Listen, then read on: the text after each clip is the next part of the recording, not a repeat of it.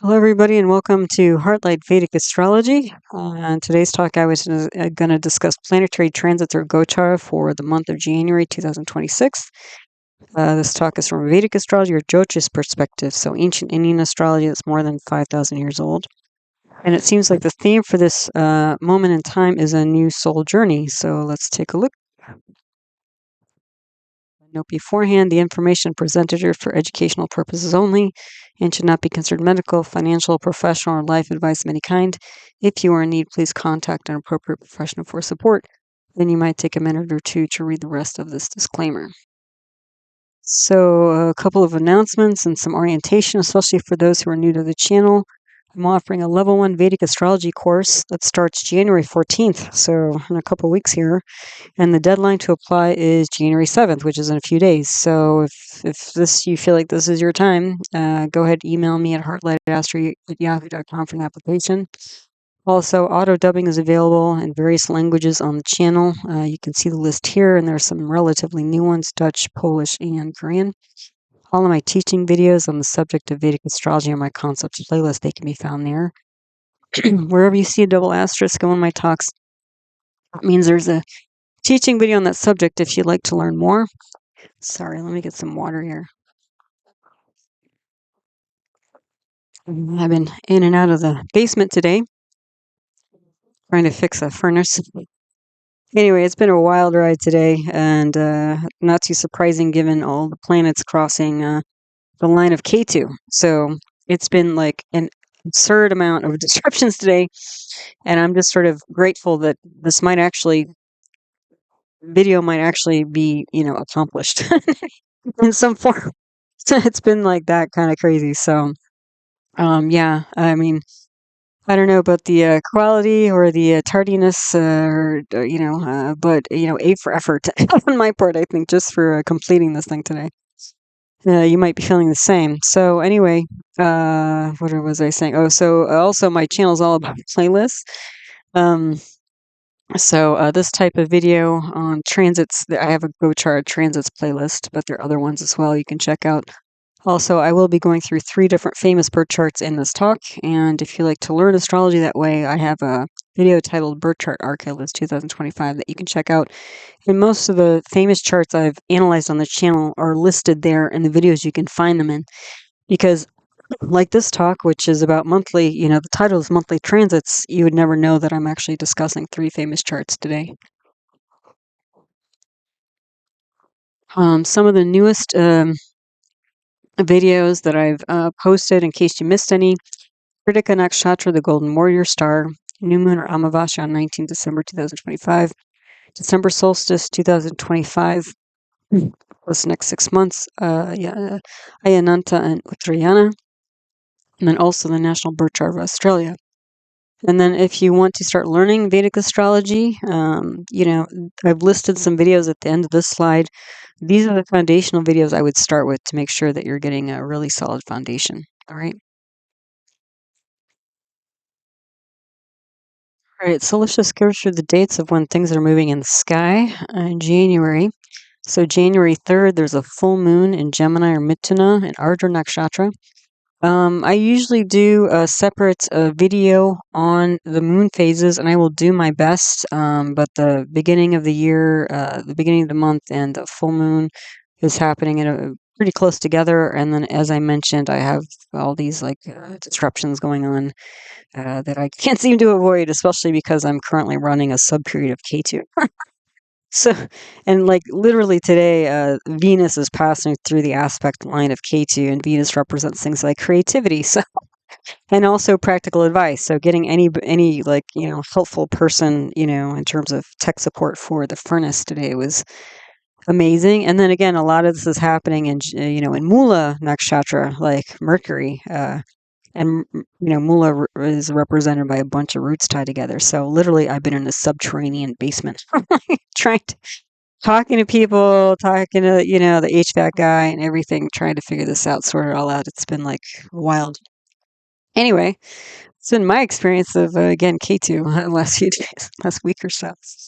And this is the second time he's come out because all these planets are in the sign of Jupiter, which is a dual fire sign, right? So it worked, and then it didn't stop working a couple days later, and now we're fixing things again. So that's how it goes.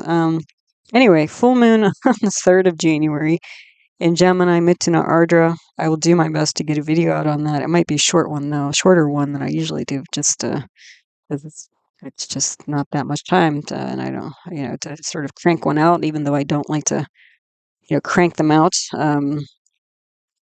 I don't like to treat all this like a machine. It's a spiritual art here. But again, when the planets are doing what they're doing, you do your best, So, okay, so then the 5th through 9th of January, Venus and Mars are in planetary war. So that's going to be interesting. Planetary war is known as graha yuddha in Sanskrit or Vedic astrology. January 6th, Mercury will enter Purusha nakshatra. January 9th, Venus has an exact mutual aspect with Jupiter. January 10th, Sun enters Uttarashada nakshatra, and also Sun and Mars both are going to have an exact mutual aspect with Jupiter that day, and Venus will enter Uttarashada.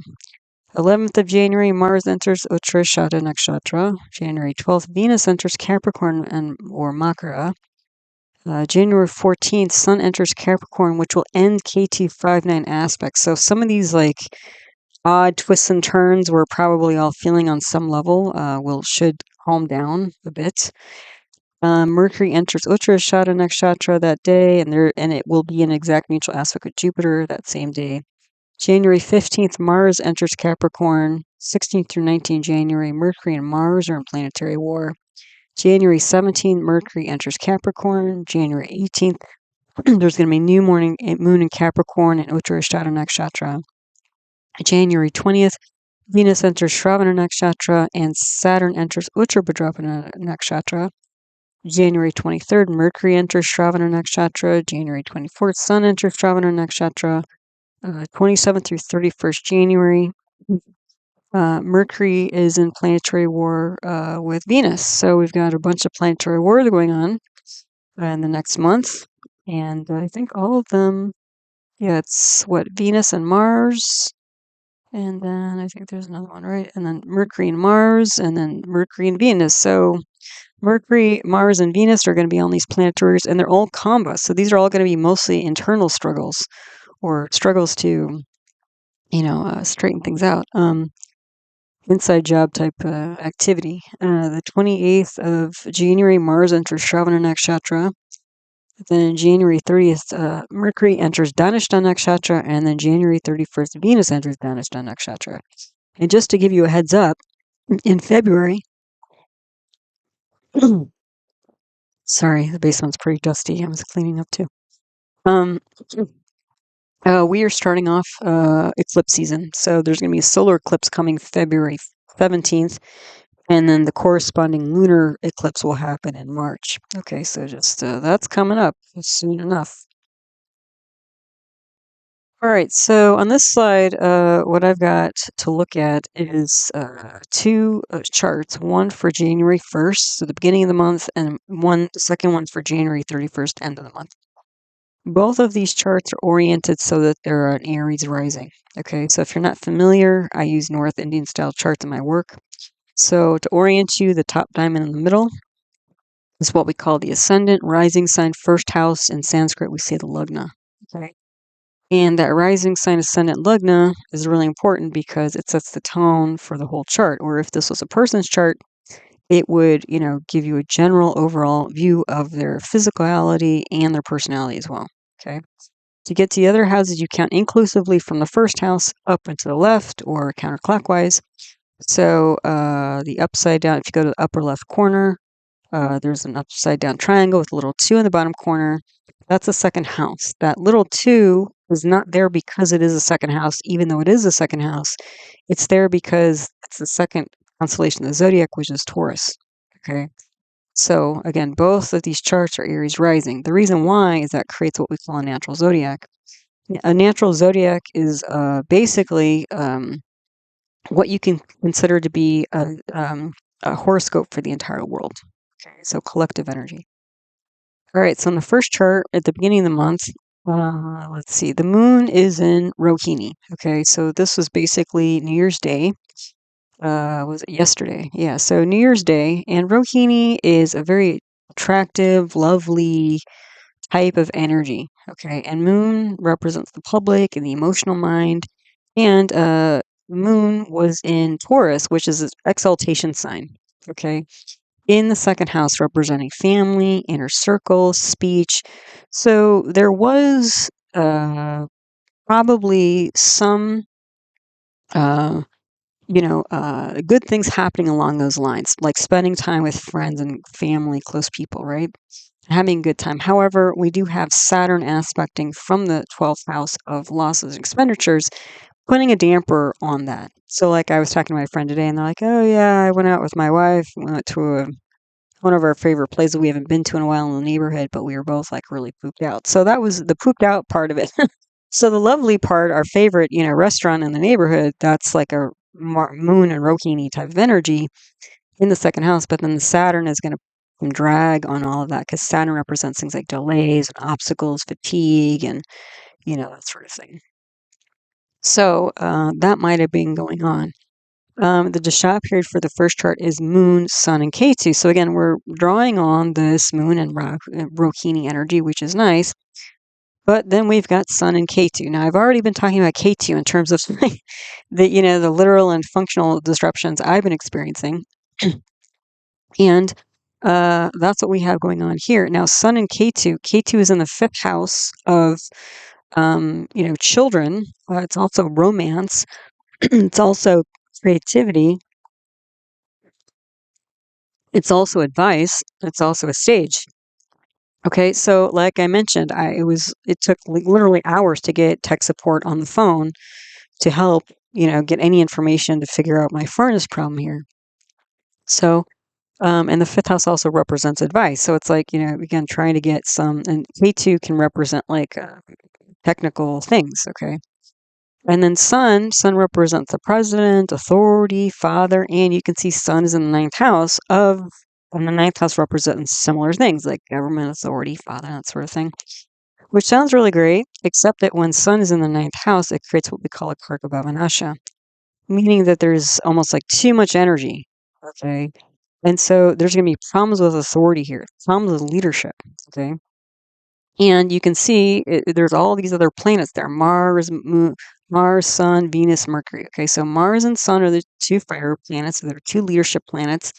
And you can see Mars is in 19 degrees, Sun is in 17 degrees, I think 41 minutes there.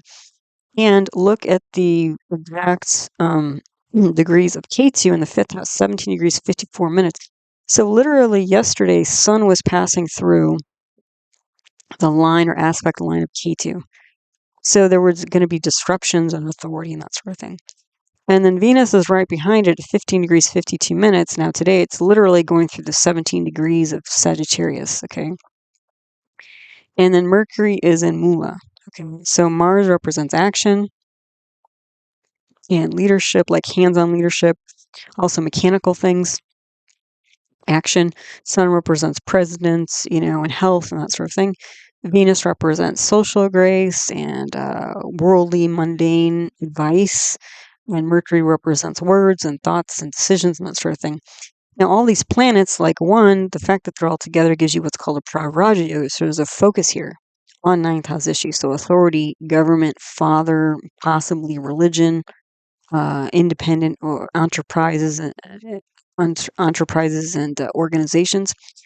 And not only do you have these four planets there, but you have Jupiter aspecting from the third house into its own sign of Jupiter. So it's going to provide a little bit of cushion here. So even though it's like things have been going back and forth for me in terms of fixing my furnace and getting tech support and all this kind of stuff, it could be much worse than it is. So I appreciate Jupiter, sharing its benefic energy, natural benefic energy into this mix here. But you also have Saturn aspecting into Sagittarius in the ninth house here. So again, delays, obstacles, that sort of thing. And then K2 is also aspecting from the fifth house. K2 is a second of the moon. So separation, illusion, delusion, confusion. And so it's been this wild goose chase today trying to get the information help I need to fix the situation that seems relatively easy to fix, and it's probably more easily able to fix this kind of thing than a lot of other things, but still, it was just like nonstop back and forth all day long. I think I disrupted like finishing this talk like probably 50 times, like really that much. I thought I was going to be done at like, I don't know, like midday, and here I am. It's almost the end of the day and still working on it. So anyway, yeah. So anyway, all this together is a Shah period. So the Shah period is a planetary period, and that indicates like planets that at a certain time are kind of more active or influential. So again, unusual disruptions to the sort of lovely time, and sort of leading oneself through this time. So that kind of stuff can be going on. So besides the pravraja yoga, that gaggle of 4 planets in the ninth house giving a life focus to ninth house issues, there's a parivartana yoga, which actually is also helpful because Jupiter and Mercury, you can swap those 2 planets. So that's going to strengthen the 3rd house of actions, nonverbal communication like texting and writing and that sort of thing, especially because Jupiter and Mercury both represent, writing and publishing. But it's also going to protect to some degree the 9th house. Okay, so that's good. We do have a lunar yoga here, so that Jupiter and Mercury are going to support the moon. So probably there's some good communication going on here. It's going to support communication. There's also budhaditya yoga, so Sun and Mercury in the same house, and then qualified by it being related to the 1st, 2nd, or 5th. So there's intelligence here in terms of like usually more technical things and math and stuff. So even though it was like a rocky road today, I was still, and it took a while, like I still think that at the end, there was good information that came out. Okay.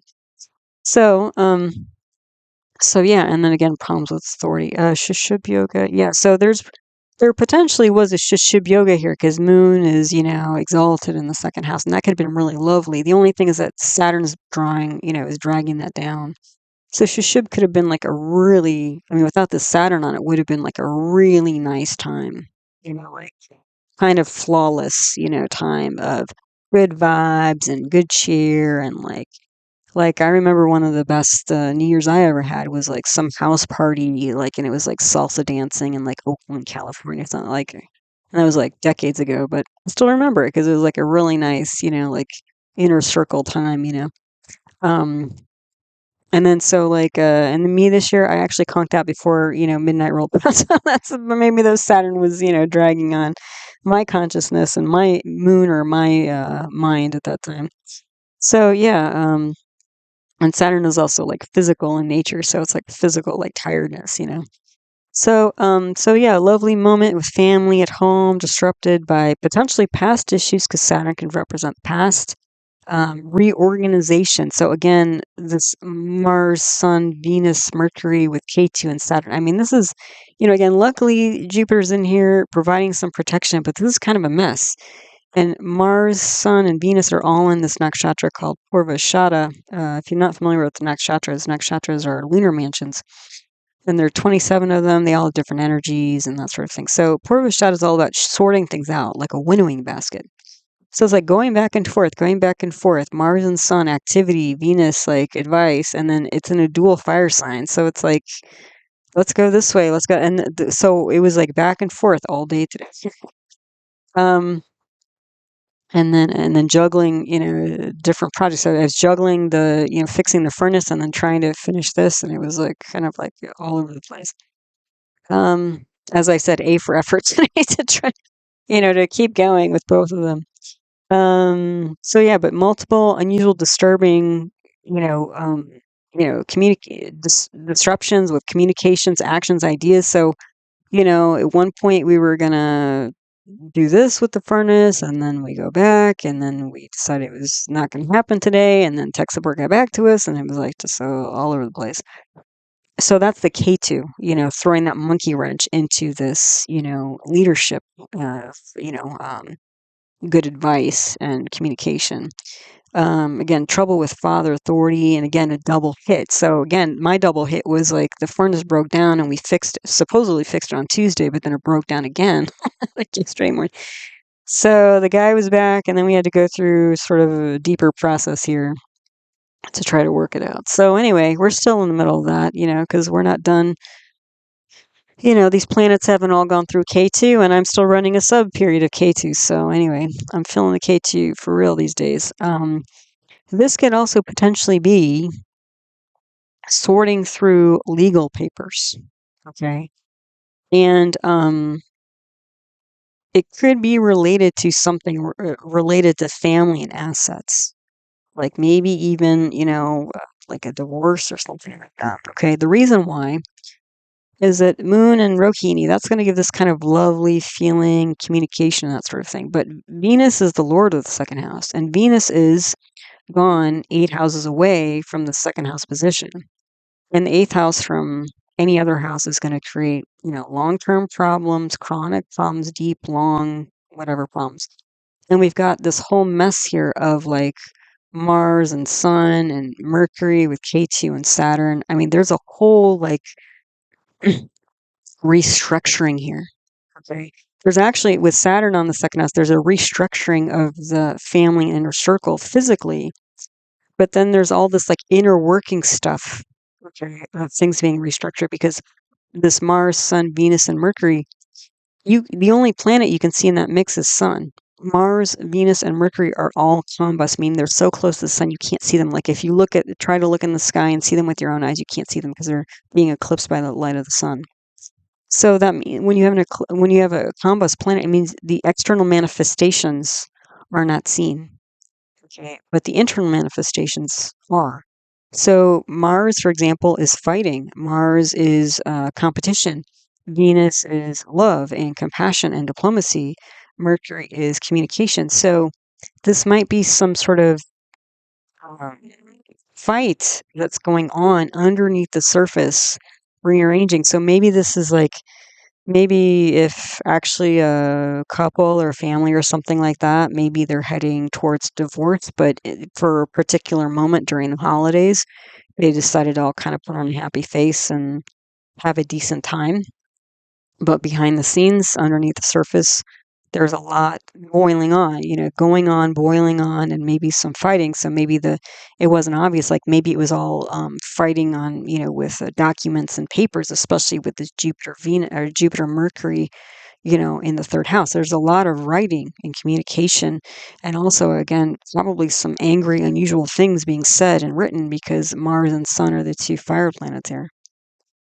Okay, so even though on the surface, there was some, good, lovely times here, there's clearly also a lot going on underneath the surface. Okay, so that's the beginning of the month. So the end of the month, January 31st. What do we have here? Oh, I've got to put some more arrows in. So again, so many disruptions. I got to go back and put the arrows in. So in the second chart here, the moon nakshatra, moon is in its own house. So again, it's strong again, but it's sandhi.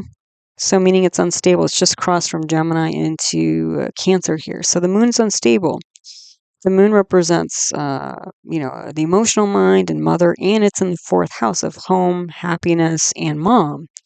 So so the moon, we would say, is an exaggerated condition because it's sandhi. It's unstable for that reason, but it's strong because it's in its own sign. It's also strong because it's almost opposite the sun, so it's a full moon almost. Okay, so that's going to give it strength, but it's also karako bhava nasha. So in the beginning, right in the first chart, sun was karako bhava nasha, meaning that there potentially problems with authority and father.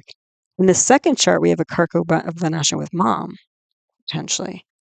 So that kind of corresponds with, again, there might be a restructuring of family going on here, an inner circle on some level. Okay, because this Saturn, you can see in the second chart, Saturn's not going anywhere for a couple of years. Saturn's going to be reconfiguring the second house, Taurus house. So whatever your Taurus, Saturn's going to be reconfiguring that for the next 2 years until it moves on into Aries, which is a whole another situation because Saturn is debilitating Aries. But we'll get there when we get there. So that's also, I thought, was interesting between these 2 charts is that, problems with father in the beginning, problems with mom in the end, at the end of the month. So again, we're still picking up on this energy of restructuring, inner circle and family. So moon is in Punarvasi nakshatra is all about cycling. And since the moon is in the 4th house aspect in the 10th house, the 4th house represents home, and the 10th house represents day-to-day activity, 9-to-5 work. So moon and mom might be revolving between home and daily activity. The other thing is that right across from moon is Mercury, the other mind planet, representing the rational mind of communication, decisions, ideas. The 2 fire planets, Sun and Mars, and then Venus, okay, which is about diplomacy and, social grace and that sort of thing. But the thing is, even at the end of the month, Mercury, Venus, and Mars are still combust, meaning you still can't see them. So you can see moon, you can see sun, Jupiter, and Saturn, but everything else is like, again, combust and underneath the surface here. But moon and Venus will make this an emotional issue. Moon and Mercury will make this a mental issue. Sun and Mars, again, that can bring leadership, but also competition, anger, irritation, that sort of thing. And the thing is, these are exaggerated planets here. Moon has karako, bhava, nasha, and swa in its own sign, and has digbala, directional strength, and is sandhi in the 4th house. Sun and Mars, have directional strength on the other side. So mom and dad are both very strong, but like literally in opposition here. Okay. The other thing is at the end of the month, you have a planetary war. So in the beginning, you have, I think there's a war. Yeah, right. So there's going to be a war between Mars and Venus at the beginning of the month. And again, Mars represents men, Venus represents women. And at the end of the month, you have a planetary war between Mercury and Venus. So words and thoughts and mind versus emotions and heart.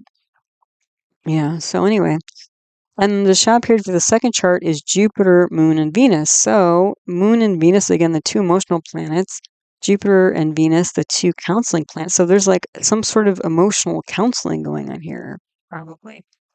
We have another pravraja yoga, but now we've moved from a dual fire sign of authority and father to the 10th house of a movable earth sign, Capricorn. So now before Sagittarius, this is all about, kind of, conflicting actions and that sort of thing. And now it's all about a lot of building, and probably internally. Because again, Mercury, Venus, and Mars are all combust. Mars is also strong not only because it's a directional strength, but it's also exalted in Capricorn. So Mars, I would say, potentially dominates this pravraja yoga, except it's combust, so it's going to be internal. So there's going to be a lot of, again, under the surface kind of irritation, anger, development, innovation, rebelliousness. On the surface, it may not seem so bad because Sun is more of a level-headed and constant type of, but internally there's going to be a lot of change. Okay. And then the other thing is that, part of the reason why I said it looks like the theme for this month is, a new soul path, is that Venus is the lord of the 7th house in both these charts. And you can see Venus is going to go through the gauntlet here. I mean, again, literally today, Venus is crossing the aspect line of K2. Through, unusual changes and, sudden left turns and, changes out of the blue related to Venus. And again, the 7th house represents relationships. So that coincides with this, potentially restructuring a family inner circle. But also the 7th house also represents, and not just personal relationships, but, business partnerships. It also represents independent business, and it also represents the path forward in life. So you can see in the beginning of the month and the end of the month, Venus is still challenged, okay, internally. So again, there's still focus in the second part of the month, but in a different kind of more tangible way. And this really strong Mars gives what's called a uccha yoga, which is a pancha, maha, purusha. It's a Raj yoga, or a yoga of power, a combination of power. So there's going to be a lot of more practical actions being taken once these kind of, how would I say, like, competing unusual ideas are kind of, tumultuous in the beginning of the month. Towards the end of the month, there's going to be more direction forward, although we're not completely out of the woods in terms of internal struggle, because again, we're getting Mercury and Venus in war. right? So again, 3 planetary wars in the next month. I mean, that's not an easy breezy time, right? So it's going to feel like 2 steps forward, 1 step back. But again, what we're working towards, slowly over time is more clarity for the path forward. Okay. There's also a Chandra Mangala yoga in the second chart, which involves wealth and property. So again, that might involve some kind of division of assets. And again, this Venus, which is crossing the KT line in the first chart and is in war with Mercury in the second chart. Again, Venus is the lord of the second house of inner circle, family, and the 7th house of spouse-like partner, business partnerships, independent business, and path forward. So again, you can see it's like not a straight line. What else? So again, the first chart, trouble with dad, and again, it may not be with the native of the chart, but dad on their own, and then the second chart, mother on their own may be having troubles like emotional, medical, financial, could be all kinds of things. But there's like this, protection. Mom and dad are both protected, but again, there's some going back and forth and like clashing of ideas. Okay. And let's see, leading emotional build of unseen wealth. So again, this literally could be wealth that's not seen. Like maybe it's more like technical wealth, like maybe, non-tangible assets are at stake here. But again, it's also about potentially leading yourself from the inside out when you're going through challenging times. And again, this could be disputes between friends and loved ones because Mercury represents friends, Venus represents loved ones. Also, by this time, I think Mercury, I want to say Mercury. I think by this time, Mercury and Venus are in Danashta, which is a nakshatra symbolized by a drum, which is all about new rhythms and stuff like that. But this could be division of assets, and also shifting things with children and their legacy. Because again, the sun at the end, the second chart is, I believe, in Shravan at that time, was a nakshatra that's related to storytelling, but also oral tradition. And the sun is the lord of the 5th house of children, which Ketu is there as well. So there's some disruption. Again, we're seeing disruptions on various fronts. The second house, again, full family, inner circle, friends who are like family, all that kind of stuff. Mom, we've seen more in the second chart. Dad, we see more in the first chart. And then again, kids in both. So, and then disruptions to the 7th house of spouse. So again, it seems like there's a lot of shifting, changing related to families. Okay. And so again, if this was something like a divorce or something like that, again, to some extent, it's going to change people's life path, uh, and depending on individual birth charts, that might seem more positive or more negative. Everybody's going to be in a different situation depending on their own birth chart, but there does seem to be a lot of challenge here to the family unit. Okay, so what else do we have here? Okay, so on this slide, I was just going to discuss briefly the moon transits for the month of January. Now, my hope, my intention is to create separate videos. Again, since I'm backed up already on the transits for January, I will do my best to get out a video tomorrow, but it might be a little, shorter than my usual ones, which can be quite long. But just generally speaking, we have a full moon in Gemini or Mithuna Rashi, January 3rd. This is going to be an Ardra nakshatra. So, Ardra, is symbolized by a drop of water. Drop of water can be related to a storm cloud. So there can be kind of storminess related. This could be like a literal storm like in the sky, but like stormy emotions as well, because there's a lot of psychology related to Ardra. The moon will be full, so at least it'll be strong. It'll also have some protection because it's in Gemini, and Mercury is aspecting its own sign.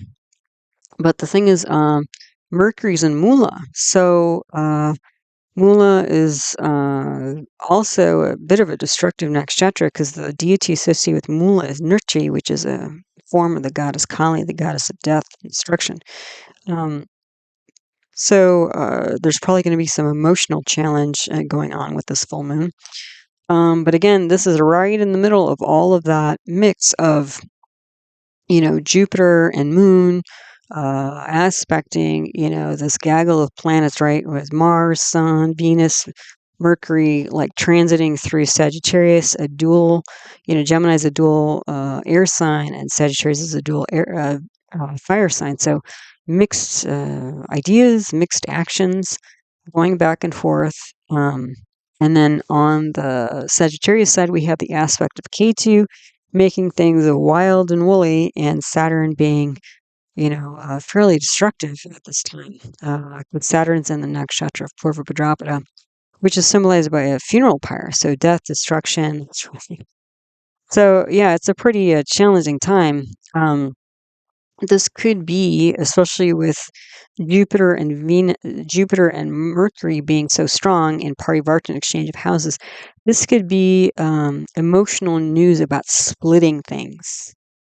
So whatever that might be, again, it might be related to, families, or, Gemini is the natural third house of friends and neighbors, and Sagittarius is the, natural house of the ninth of like father, governments, enterprise, organizations, and religion.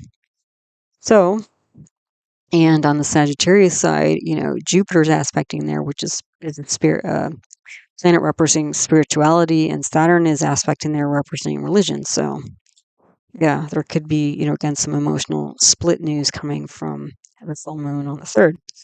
On the 18th of January, there's going to be a new moon in Capricorn in Uttarashada. Okay, so Uttarashada nakshatra is all about a sun victory. So Capricorn's a neutral sign for the moon, but at that time, so the new moon is going to be joining Sun, Mars, Mercury, and Venus, and all those planets, 5 of them, are all going to be in this Uttarashada nakshatra. So sudden victory. Okay, and this is Capricorn is again an earth sign. So this can be all this mixed, dual, conflicting, contrasting ideas and actions. We're going to slowly move into, getting some traction and, getting grounded here. Now, again, even though, what is it, 5 planets, we're going to have 5 planets, Moon, Sun, Mars, Mercury, and Venus, all in Uttarashada. 4 out of 5 of them are going to be combust, because we're going to have a new moon, and then Mars, Mercury, Venus are all combust. So, and I would say that they're going to be dominated by the 2 fire planets, because Sun is the only visible one, but Mars is exalted in Capricorn. So this is going to be some maybe internal fight even. So victory in rebuilding the self from the inside out, but also struggling with words and actions, because, again, we're going to be, there's going to be a war going on between Mercury and Venus. Well, what's going to be in war than Mars and I think Mars and Mercury it's going to be Mars and Mercury at war at that time. Yes, because it's Mars, Venus in the beginning, Mars, Mercury in the middle, and then Mercury, Venus at the end of the month. All these wars, it's not going to feel very comfortable, I think. Yeah, so hang on to your seats for that. But again, I'm going to do my best to get out separate videos on these in the best way I can. Okay, so here's the first famous chart for this talk. So this chart is all about the Russian Tsar Peter the Great, who changed the Russian calendar. Okay, so the time that he did that was 20th of December, 1699. I don't have a birth time for that, but this happened in Moscow, Russia. So what I have here is what's called a sun chart or Surya Lagna. So, because I don't have a birth charm, I don't have a Lagna nakshatra. But again, you can see, why do I choose these famous charts for the monthly videos? Well, mainly because their sky pattern is very similar to what's going on now. Right. So, by looking at these various charts in history, whether they're people, places, or moments in time, we might get a sense of what we will experience ourselves, because the sky pattern is pretty similar. Okay. So what do we have? Okay, well, at the top here, you can see we have our pravraja yoga in Sagittarius. with Sun, Jupiter, Mercury, and Venus, which is basically what we have now. And what's aspecting here? Mars is aspecting, which Mars is currently in Sagittarius. And instead of the aspect of Ketu, the south node of the moon, we have the aspect of Rahu. Okay. So Ketu is more of a separationist type of energy. Rahu is more of a ambitious type energy, like a drive towards as opposed to a drive away. Again, there's some ambition here. Okay, but we have the two leadership planets, Sun and Mars, their energy in the top. The two counseling planets, Venus and Jupiter, in the top. We have the two news and communication planets, Mercury and Jupiter, at the top. So this is something about some ambitious, just off the bat, or ambitious drive, leadership drive of advice and news about that. Okay. So the Sun nakshatra is in Mula, which I've mentioned is a bunch of roots tied together, a symbol of that. So this is a deep transformation of leadership, some sort of executive change going on here, which is basically what happened was Tsar Peter on this day made a decree that he was going to change the Russian calendar, because before this date, they would celebrate New Year's on September 1st. And so Tsar Peter, what he wanted to do was he had all these kind of wild laws that he instigated that basically tried to align itself with Western Europe, so that, because I guess he visited Western Europe and thought, well, Russia's too stuck in the past, and we really want to update and sync ourselves and modernize ourselves. And I was it last month or the month before, I talked about he had a beard tax. Like he would tax guys, gentlemen who would have beards, because he wanted to basically incentivize guys to shave their beards so they looked more, modern and Western European. So this is another one of his, executive orders here. So there's a big executive change, and then Moon, you can see, is on the line shifting from Scorpio to Sagittarius. Now I don't have an exact birth time, so I don't know if the moon was in which sign the moon was in, but clearly the moon was unstable, and this probably was not the most stable, move here in terms of the public. The moon represents public, and the moon, at least right now, is in the 12th house of lost expenditures.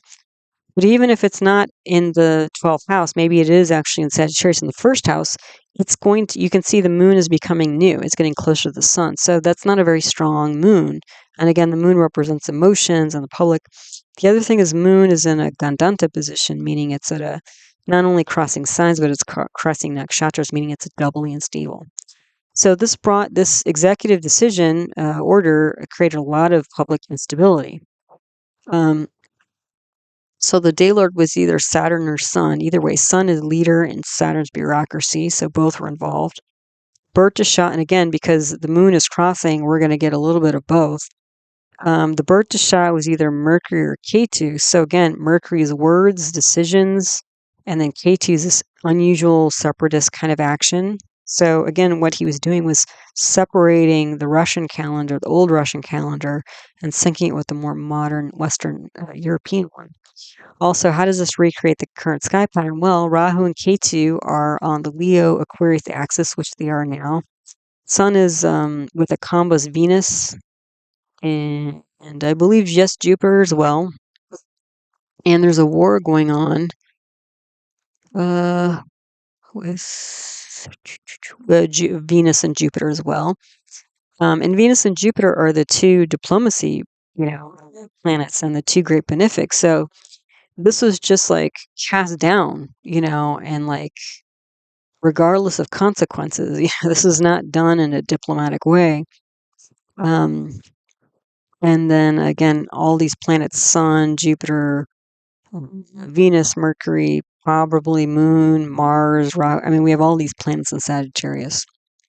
So the other thing is this is a dual fire sign, so dual action. So what happened was he moved the new year from September 1st to January 1st to align the Russian calendar with the Western European one. And so basically the Western European one was based on the birth of Jesus. Okay, so the before Christ and Anno down after, all that kind of stuff. So the Russian year before this date was 7207, and as of this decree, it shifted to 1700. So the name totally changed. But the weird thing I thought was is that even though they shifted the beginning of the calendar, they did not actually adopt the Gregorian calendar, which was a corrected Julian system, until 1918. So it was like 200 years later that they actually like synced up the calendar exactly with the Western one. So basically, Russia for 200 years was functioning with two different calendars. I mean, that's pretty wild, you know. And that's exactly the energy that we have going on right now. Okay, so I was just like, okay, this is kind of a perfect year. So and so there's basically a 13-day difference between the Julian system and the Gregorian system. So I don't know if that's still true, but for a while at least, if not still today, um, Russians would celebrate New Year's twice, like 13 days apart, like January 1st and then January 13th or 14th or something like that. So pretty wild stuff. But let's go through a little bit house by house. But hopefully, again, this just gives you a chart that embodies pretty similarly the current sky pattern. So you might be feeling this yourself of, again, like dual contrasting actions that are kind of, downloaded, feeling your energy split, moving in two different directions, like that kind of thing. So again, we have a Surya Lagna here, sun chart, Sagittarius Danu at the top. So that's a Danu Lagna, a Sagittarius ascendant, dual fire sign, like two different activities here, two different, Sun, Jupiter, Venus, Mercury, aspected by Mars. Mars is in Chitra. Chitra is symbolized by a gemstone, a cut gemstone. So this is all about like architecture, and Mars is an innovator. So this is an innovated architecture to, again, change the actions of, in non-diplomatic ways, changing the actions of Russians, and kind of innovating the actions of Russians. So we have Rahu aspect here. Rahu's in Uttar Falguni, which is about enjoyment, but with a purpose. And again, Rahu's in the 9th house. So this represents like Tsar Peter himself, so ambitious guy. Jupiter's aspecting here and Saturn's aspecting there as well. So there's also some religious implications here, which again, this is syncing up the calendar, related to the birth of Jesus. But also, Jupiter represents law and Saturn represents antiquity. So there's like religious implications here and legal implications here. Saturn also represents bureaucracy here. So all that at play. So we have a bunch of yogas here. Pravraja yoga, again, 4 planets at the top. That's the life focus. Okay, Hamsa yoga, Jupiter in its own sign. That's going to bring a spirituality component to this. Saraswati yoga, Venus, Mercury, and Jupiter, relative placements of those planets. That's going to bring creative. I mean, this is like a pretty creative idea of his to shift the calendar. I mean, that's going to, affect. That's with, people complain about, shifting daylight savings time by an hour. Just imagine, like, you shift your calendar by, what is it, 6,000 years or something? And was it 4 months and 13 days? I mean, that's pretty wild. And then there's also a Kala Sarpa yoga here. So strange, unusual energy, but also a lot of ambition. So focus, legal, creative, ambitious, no diplomacy, just like, kind of thrown out there, we're doing this now kind of energy. Sorting through forced executive change, but there's also a forced party. So basically he kind of forced people to celebrate, even though I'm sure they were confused by all this change. I would even say unkind, dual public action, architecture, but there's also innovation. There's some enjoyment, purpose. I mean, it's a very mixed, wild, energy here. Publication, news, also education, all involved in this decree. Then the second house Lord is Saturn and Shatabisha. Oh no, yeah, the Lord, yeah. So difficulty with bureaucracy, speech and writing.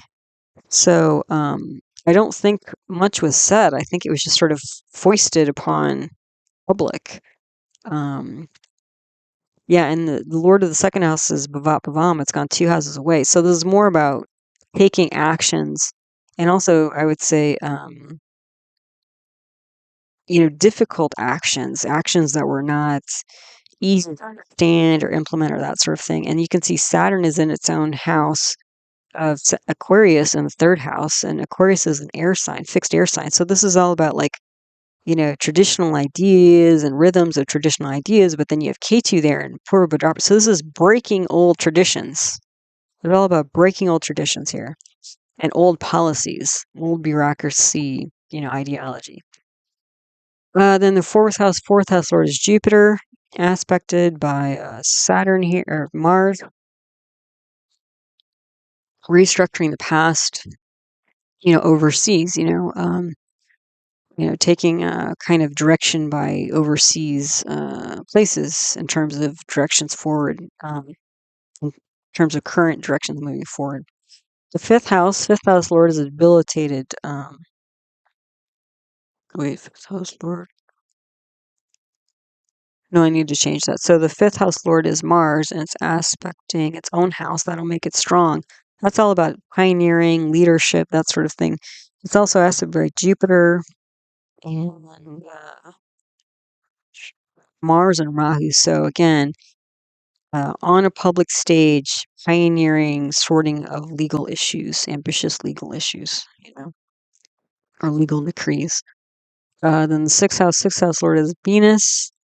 Again, we know Venus is compromised because it's combust, and it's in war with Jupiter. So, and there's potentially an aspect by Moon, hard to say, but basically the public, I don't think were fans of this. And it's sort of like sorting through. The sixth house represents routine, so it's like, disrupting the kind of collective rhythm, here, and sorting through all that. Then the seventh house lord is Mercury, aspects its own house, so that'll bring some strength. So there's like a ideological, contrast here. Also the path forward. So this is all about new ideas, but kind of dragging people along with you. And also K2 is aspecting it. So that's another thing about this chart, is that like currently we only have a K2 aspecting 5, 9, and 9 houses away. But in this chart we have K2 aspecting 5, 9 houses away, and Rahu. So basically K2 and Rahu are all over this chart, like in 6 out of 12 houses. So this is going to make this, moment in time, Sar Peter changing the calendar even more wild than currently. Okay. So what else do we have going on? Seventh house lord Mercury aspects his own house, and then Venus, Jupiter, Sun also aspecting. So decision to, to sort of, in terms of a creative, disruptively creative path forward, and the eighth house here, the lord is Moon. So either way, this is a deep psychological transformation. If Moon is still in the 12th house, again, that's losses, expenditures. And if it's in Sagittarius, it's in Mula. Either way, it's going to be a deep psychological transformation. Then the ninth house lord is Sun. Rahu's there, aspected by Saturn and Jupiter. So government change, sorting through an ambitious law. This could also be, again, have religious implications.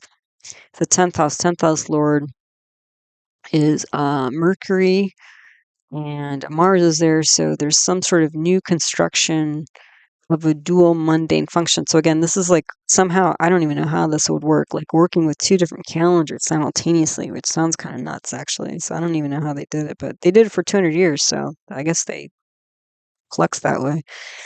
Then the 11th house lord is Venus, and we have an aspect by Ketu. So again, disrupted groups, disrupted marketplace. I mean, again, I'm sure in the beginning, this is just a mess here.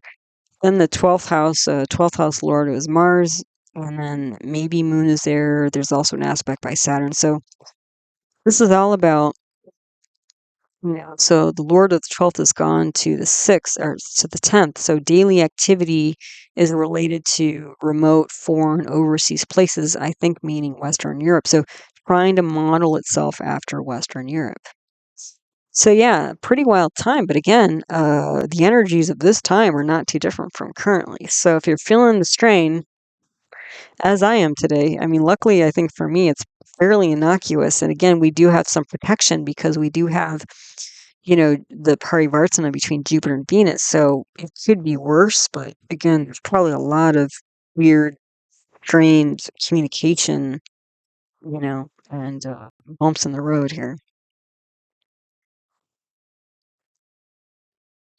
Okay, so on this slide, talking about Sun and Mars, Surya and Mangal, so the two fire, two leadership planets. So as I mentioned, 5th through 9th of January, Venus and Mars are in planetary war, graha, yuddha. So Venus represents romance, kindness, women, loving, Mars represents libido, force, men, and fighting. So loving versus fighting, there's going to be a push and pull, dynamic going on here for a while.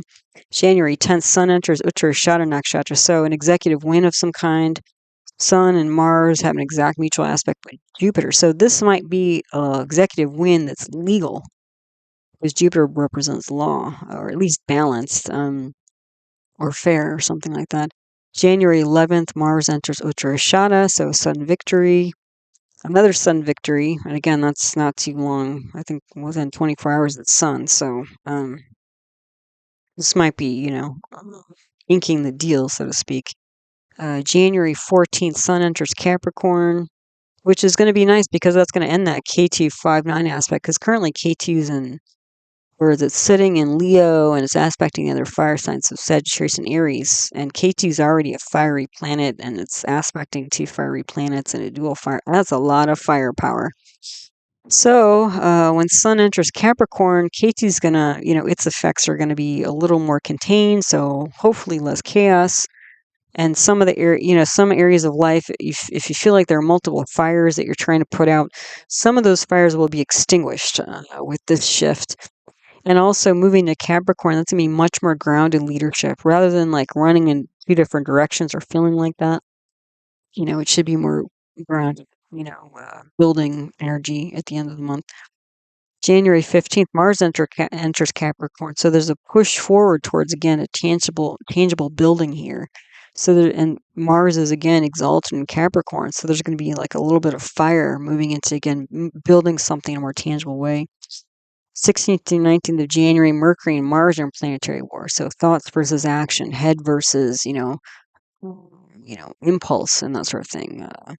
Thoughtfulness versus flying off the handle or flying, by the seat of your pants, that kind of stuff. January 24th, Sun enters Shravana Nakshatra. So this is about history making, legacy building. And then January 28th, Mars enters Shravana, starting a new chapter. So you can see, like, basically Sun moves and then Mars kind of follows, and Sun moves and Mars all this month. And again, these are the two leadership planets, but they're different in that Sun is more of a symbolic leader, like president, king, that kind of thing. And Mars is more of the CEO, like somebody who rolls up their sleeves and gets involved in the nitty-gritty details of things. Okay, so again, it's about stepping into some leadership position, in a symbolic way, and then actually doing the hands-on work to make it happen in the realistic mundane world. Okay, so here's the second famous chart. And this is a chart for the New York City ball drop, very first one that happened on New Year's Eve. Okay, so a lot of people tune into that all around the world these days. So the first one, or the one with the ball, okay, so there is actually a New York City New Year's celebration in Times Square. But the one with the ball, the first one was 31st December 1907. Okay, so the time for this chart is 23:59:50 p.m. So they started dropping the ball at 10 seconds before midnight, and this happened in New York, United States. So what do we have at the top here of this chart? Well, we have Virgo rising here. Virgo is a dual Earth sign, so two different physical things going on here. Okay. And I'm guessing, I was trying to find information about this. If somebody can find information about it, let me know. But I'm guessing what happened was ball itself was created from, because it's a ball, and it was made from like iron and wood. I think what they did was that they had two halves and they stuck them together, is what I'm guessing, but I don't know for sure. But I would guess that was the case. Anyway, the Lagna nakshatras and hasta. Hasta is symbolized by hand. So literally what they did was they, like, I guess with a rope or something, they lowered this ball of iron and wood that was covered with 100 light bulbs. So the sun nakshatras and purva shadows was like sorting energy of the sun. Okay. The moon nakshatras and anurada. Anurada is symbolized by like a victory gate. So this is all about like a successful alliance. And the moon is in the third house of neighbors, friends. So this is about bringing neighbors and friends together in a happy, successful alliance. Okay. Then the day lord here is Mars. Mars represents machines and actions. So I think this is literally the mechanical building and construction and lowering of this ball.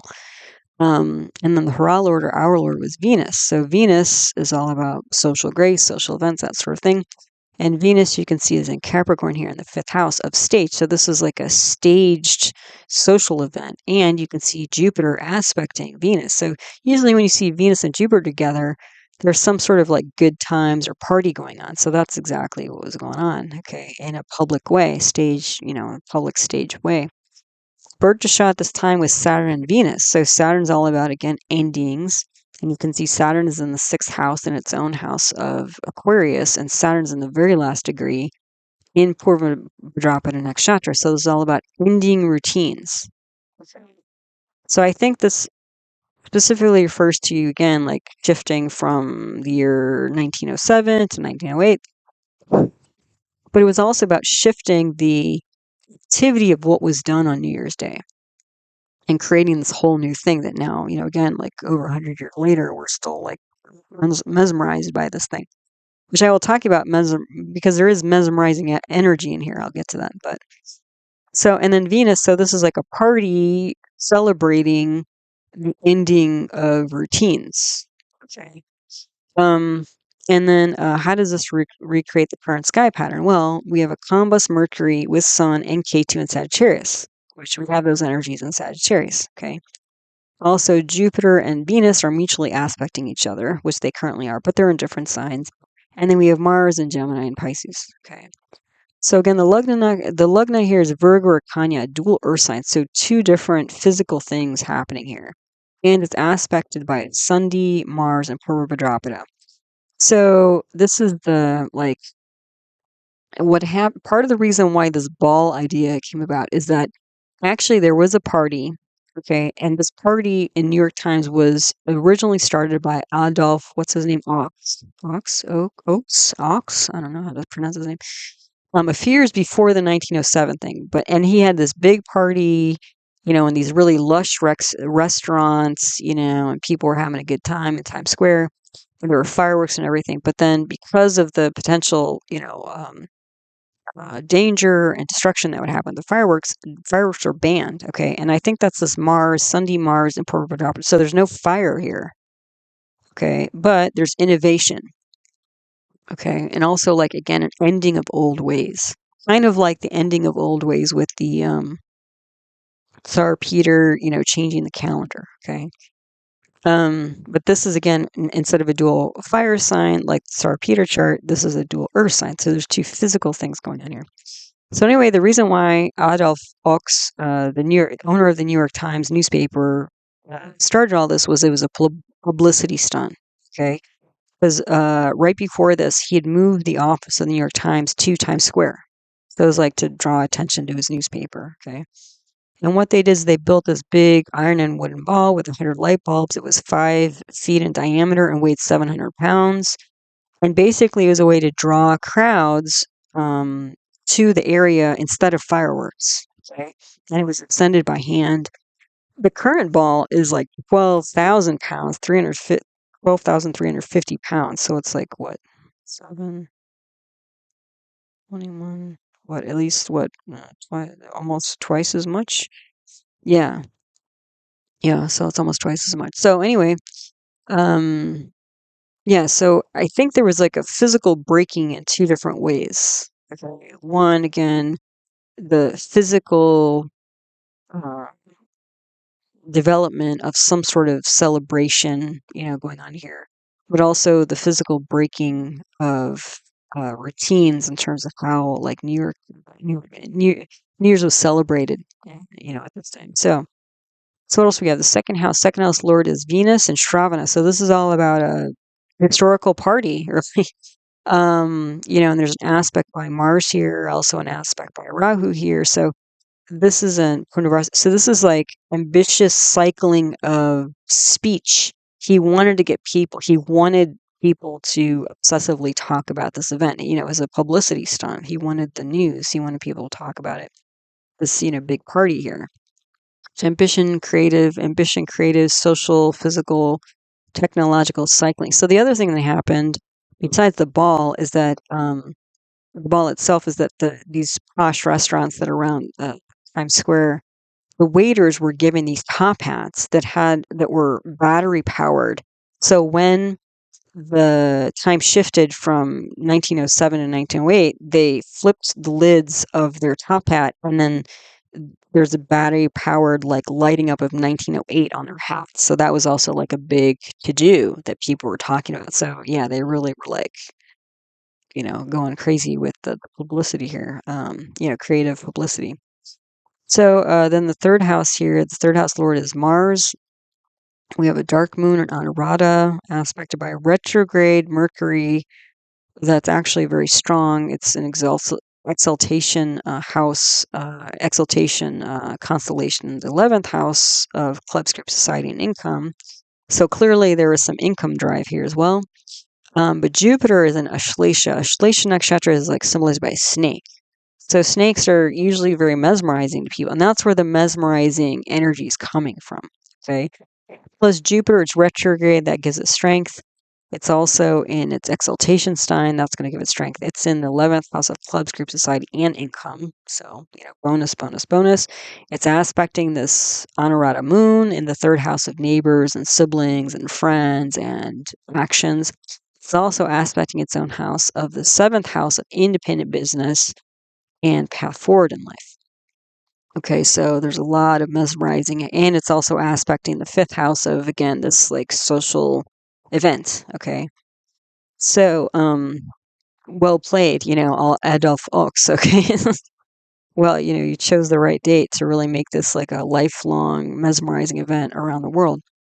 So or century long, event that's viewed around the world. So then the 4th house here, 4th house lord is this Jupiter, again, this mesmerizing, basis here. We have a combust, Mercury and Mula, Sun and Ketu and purusha. So they're sorting through unusual past actions and decisions. So I think what this was him trying to, like, still create something that would work despite the, prohibition of fireworks. To again bring publicity to his newspaper. And then what do we have here? The fifth house lord is Sandhi Saturn. It's in the 6th house and Purva Vidrapada. So there's some shifting and changing, of the party. Also Venus is there. It's being aspected by Jupiter. So again, there's some change in the ideological rhythm and routines here. Attention getting party, on a stage and some sort of, public display. But there's also losses related here. So acute losses. Okay. Then the 6th house lord is a Swa Saturn, aspected by Rahu. Ambition to set a new routine. So he was all about, let's get rid of, it's not just a like a New Year's Eve, like, oh, out with the old and with the new. It was like, not just about the year, it was about the way people would celebrate New Year's moving forward. So there was actually 2 different endings going on here. 2 different kind of purposes going on here. Then the 7th house lord is Jupiter, aspect his own house. So again, very emotional. Mars is there, Sandhi. So initiating new partners and revenues, because again, with this new, mesmerizing event, now you're going to get all these, like, new partnerships involved. And so that's like I fell asleep before the ball dropped yesterday, but I think event I was looking at online. I was going to watch it, but I fell asleep. But there was like 20 different headliner people who were going to sing or be part of the online, thing that you could stream and watch, and that was just one option, So there's a lot of competition to be a part of this because it's such a, drawing. It's just such a big draw for people, viewership. So then let's see, eighth house here, eighth house lord is Mars, and Mars has gone 12 houses away. So this is all about the ending of long-term problems. So I'm guessing that the newspaper was maybe not doing so hot at that time. And this is his way of, again, like, pumping things up and getting things started. Then the ninth house here, ninth house lord is Venus, aspected by an exalted moon. I mean, that's pretty nice. I mean, big alliance for not just the enterprise of the New York Times, but also I think the government itself. I mean, this is a big draw for New York City. I mean, people specifically go, to New York City on New Year's Day. It's like a, dream for some people. It's kind of funny. I mean, the New Yorkers I know who live there, like they try to leave the city. Right? Because it's too crowded, and they also know, like, they put up these pens where people have to, start filling in like in the morning, and like they can't leave. So I think it's hard for them to even go to the bathroom. I mean, so on TV or whatever, it looks kind of exciting, but I think the reality of it in terms of not being able to, I don't know, take care of your bodily functions, and sometimes it's like really freezing too. I mean, I'm not sure it's always that great of a time. Physically, but it looks sort of exciting on TV. So then the third, let's see, 10th house here. We on the 10th. Yeah, 10th house is a Mercury aspect its own. That's all about, again, day-to-day daily activity, and Mercury in its own sign is usually an indication for independent business. Rahu's there is ambition, sun's president. I think this is kind of like Adolf Ox here, like his intentions. And also planting the seeds of independent business, like a trial. This is like drumming up business, essentially, his ambitious attempts to drum up business. In the 11th house, the Lord is this Anurata moon with an exalted Jupiter and then aspect by Venus. So big story of groups celebrating here. And then the 12th house lord is Sun, aspected by Saturn. So high level advice about how to mitigate losses. And I think that's both on the level, since we have a dual earth sign here, I think that's losses on the side of the New York Times, and also the New York City Authority, so government. Because again, if they lost the fireworks, then it wasn't going to be a draw for either to bring people into the city to, probably spend money, right? So it's a big enterprise, financial enterprise. So yeah, that's the first ball drop in New York City. Okay, so on this side, talking about Mercury, Buddha, and Venus Shukra transits. So I already mentioned from 5th to 9th January, Venus and Mars are in planetary war. So you can see the previous slide about that. January 6th, Mercury enters Purusha nakshatra. Excuse me. So that should be kind of nice, because Mercury and Mula can be, kind of tough, because Mula is just sort of a, intense transformational type of energy. So again, there could be endings or delays with things related to Mercury, like education, communication, friendships, decisions, ideas, and mental sorting. And then we're moving into mental sorting energy when it moves into Purvashada. January 9th, Venus has an exact mutual aspect with Jupiter. So there should be like positive movement in terms of counseling, advice, and also cooperation on that day. January 10th, Venus, that might even be like a legal agreement. Venus enters Uttarashada on the 10th, so sudden diplomatic victory. January 12th, Venus enters Capricorn and Makara, so rebuilding in practical ways.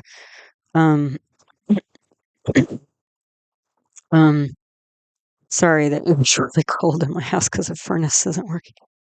We're hanging in there, A for effort on that front as well. So January 14th, Mercury enters Uttarashada, and there's an exact mutual aspect with Jupiter. So this could be a big, news in terms of winning with words, communication, publishing, education, agreements, contract, news. I mean, these are the two education planets, speaking, publishing planets, education planets. So all that stuff might be like, there might be a big win there on January 14th. 16th through 19th, again, Mercury and Mars and planetary war, thoughts versus actions. Then January 17th, Mercury enters Capricorn. This could be more like grounded planning, getting out of this duality of Sagittarius, which way do we go? And let's actually get some grounded planning going. January 20th, Venus enters Shravana Nakshatra, so the art of storytelling. Yeah, it could literally be that. Then January 23rd, Mercury enters Shravana, so thoughtful storytelling. And this might even be like branding, like creating a story around a, business, that kind of thing. Then 27th through 31st of January, into the month, Mercury versus Venus, planetary war. Form versus function, head versus heart, those sorts of things are at play. Then January 30th, Mercury enters Danasha Nakshatra. This could be like mental rhythms, because Danasha, the symbol of that nakshatra, is a drum. This could be composing, like thinking about composing, analyzing music, and literally. And then Venus enters Danasha the next day. So Venus is more the like creative and emotional part, like emotional rhythm and music and stuff like that. So the thoughts and then the feelings related to rhythms and music. Yeah. So then this slide we have the slow-moving planets, so Jupiter, Guru, Saturn, Shani, and then Rahu, Ketu. So most of this I've already talked about, so it's a little bit of a redo, but just to be complete here. So January 9th, Venus has an exact mutual aspect with Jupiter, so good advice, cooperation, celebration potentially. January 10th, Sun and Mars have an exact mutual aspect with Jupiter. So this could be like legal fair leadership going on here. January 14th is the end of the KT59 aspect. So again, less fires, distractions, disruptions. And Mercury has an exact mutual aspect with Jupiter that day. So again, boost in news and education, writing, contracts. January 20th, Saturn enters Uttar Bhadrapada Nakshatra. So this is about like turning the page and rebuilding. This is probably the biggest one on the slide. That I haven't mentioned at all yet. So Saturn has been in Purva Bhadrapada for a while. It was in Purva Bhadrapada I want to say last fall. I think it was fall of. It's been in Purva Bhadrapada. It was in Purva Bhadrapada in Aquarius last fall, so fall of 2024. So I guess 2 falls ago. And then it moved finally out of Aquarius into Pisces, but still was in Purva Bhadrapada at the end of March of 2025. And then it moved out of Purva Bhadrapada, I believe in the summer, into Uttar Bhadrapada, which is less. The symbol of Uttar Bhadrapada and Purva Bhadrapada are similar in that they're both funeral pyres, but the Purva Bhadrapada is much more destructive. Uttar Bhadrapada has this notion of being a little bit more objective, taking a step back, kind of surrendering to the process of transformation that's happening. So, Saturn moving from Purva Bhadrapada into Uttar Bhadrapada is a pretty big deal. And the thing is, finally, because Saturn retrograded from Uttar Bhadrapada back into Purva Bhadrapada, and now is finally leaving Purva Bhadrapada, this is like rebuild time, like for good. Because Saturn won't be in this part of the sky again for about 29 years. So that's kind of a big deal. All right, so last famous chart here.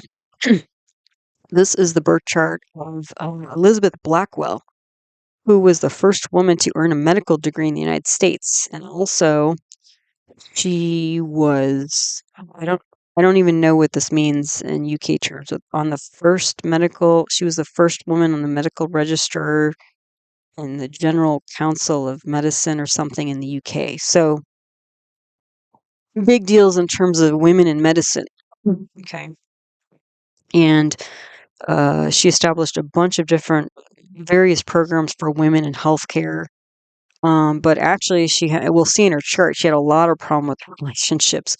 And even some of the organizations she started, she was basically pushed out and downgraded to midwife instead of using her full credentials as physician. So, interesting woman, history-making woman. And we'll see right at the top here, she's got sun in Shravana. So this is going to be, purpose or soul and history making. And also sun can represent medicine as well. So, yeah, she's got all that going on. But anyway, she was born February 3rd, 1821. I don't have a birth time for her. She was born in Bristol, UK. So this is a sun rising or Surya Lagna chart.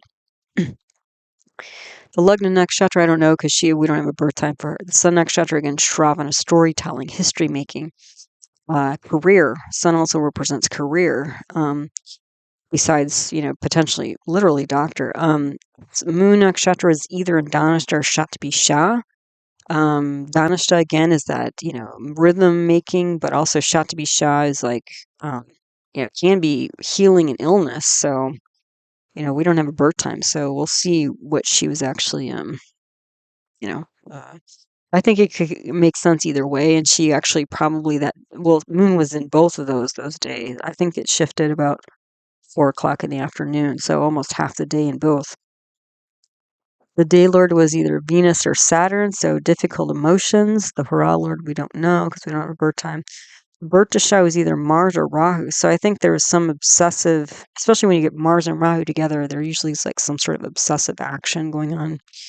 And how does this recreate the current sky pattern? Well, Venus is in Sagittarius, Sun, Mars, and Mercury in Capricorn, Mars and Mercury in War, Saturn's in Pisces, and then Rahu and Ketu are on the Leo Aquarius axis.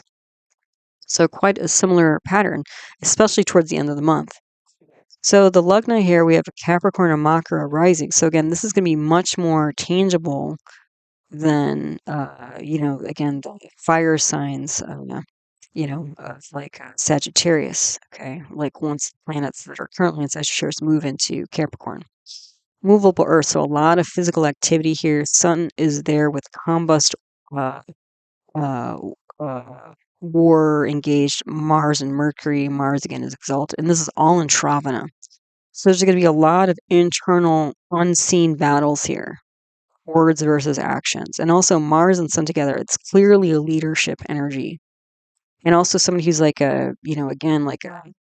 Mars is going to be a little bit more prominent, in terms of like a hands-on, roll up your sleeves and get things done type of, leadership as opposed to just the symbolic leadership that's like can sometimes be.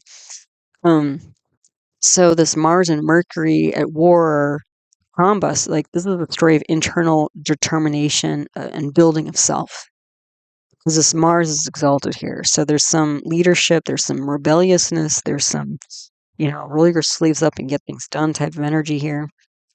So this is about both inner leadership as well as outer leadership. So leadership that can exceed, but also the day-to-day leading of self, through so many challenges.